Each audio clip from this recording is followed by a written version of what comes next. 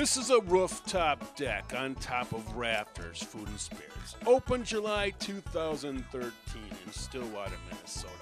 The owner, Larry Kramer. Let's go back in time to see the processes it takes to get approved for the rooftop deck and the action of the people putting the materials in place.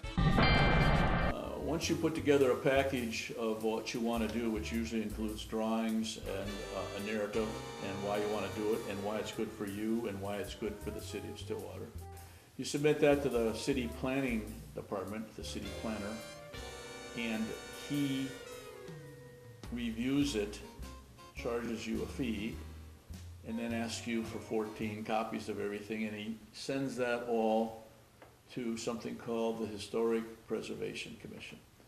Their job is to make sure that any changes that somebody wants to do are in keeping with the historical nature of downtown Stillwater. The second step is that you then have to go to the Planning Commission, which is a bunch of appointed people, that their job is to make sure that the special use permit that you want now is in keeping with what they want to do as a city in general. Nothing to do with the historic. You've already done the historical stuff with the Preservation Commission. So you go to the Planning Commission, part of those 14 copies is what goes to them, and that's usually a month later, and you go to them and you make your pitch, and they say, well, we're concerned about this, or concerned about that. Whatever their concerns are, you have to try to answer them.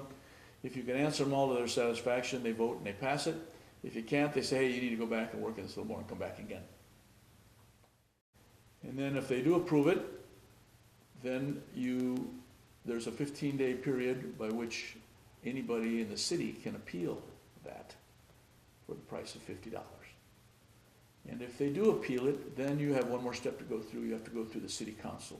You make the same presentations that you made to all these other people and explain the benefits of why it's good for your business to stay in business and hire people, and why it's also good for the city of Stillwater. And then they vote. And that's when you either really get it, the permit, or you don't.